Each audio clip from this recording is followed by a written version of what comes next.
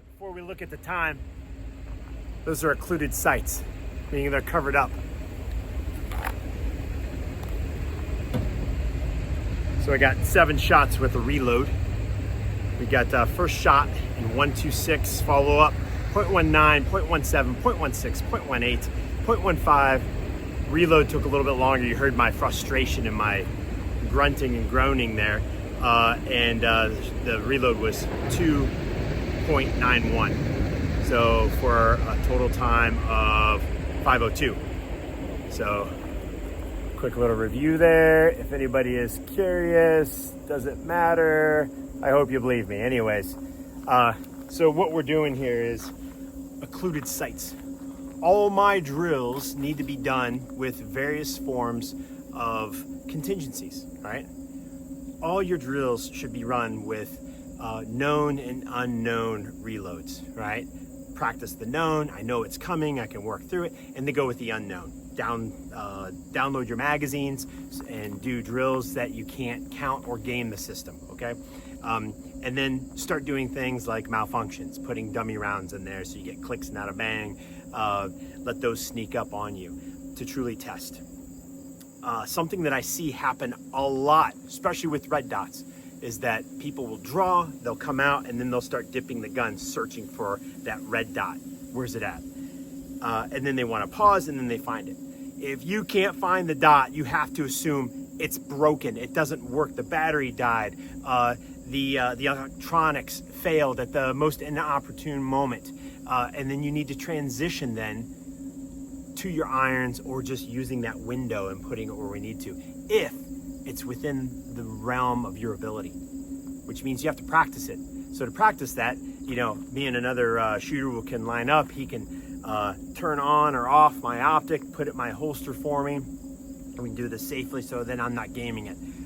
Go off of the buzzer or whatever the drill is and then come up, and if the dot's not there, I have to assume my foundation of drawing and seeing the sights, everything is good, right? So that's one aspect of it. That's probably the most common. The next is I've got some sort of occlusion, right?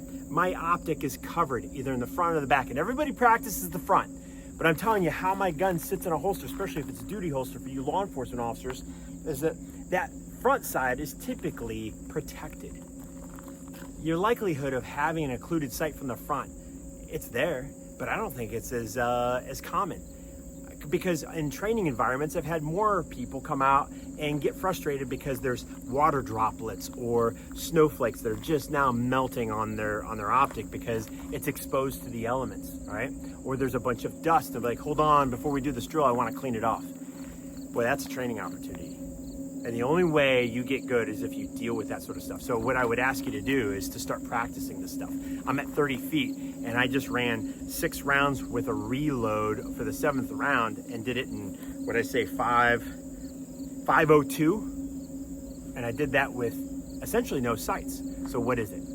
How do I get there? 1, proper sighted shooting, understanding the foundation and knowing what everything should feel and look like to get good hits. And then trusting when I get up close that I'm really not using the sights. I'm putting metal on the target where I want it to hit, and I'm getting some semblance of the sights. I know when I come out and my sights are occluded, they're covered with that tape, that I know what it should feel like and somewhat look like to be able to get a hit on that TA target's AB or that BC zone. That's a decent sized target, but still. Those are good groups down there.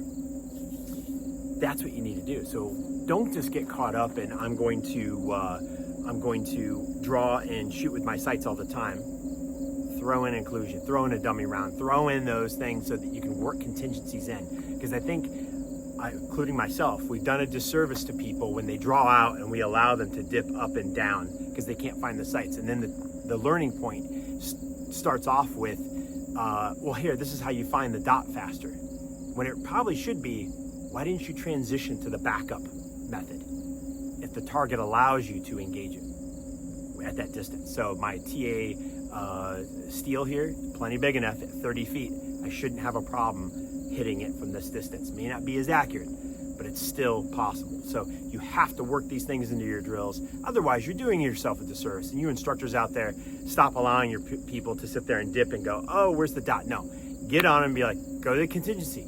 You have to assume there's something wrong. What if you search and search and you're like, the dot's not there, and you're in the middle of a confrontation where your life or other lives are at stake? You're not gonna have time to do that. Transition to either just using the sight itself, a window, and does that work? Because with my gun, I have to do that because I don't have any sights on it. It's slick, right? I do that for a reason. I have other guns with sights on it, but I use this as a teaching point that I can shoot even when this thing is off or if it's covered and still get good hits. So I'll leave you with that. Get on the range, be safe.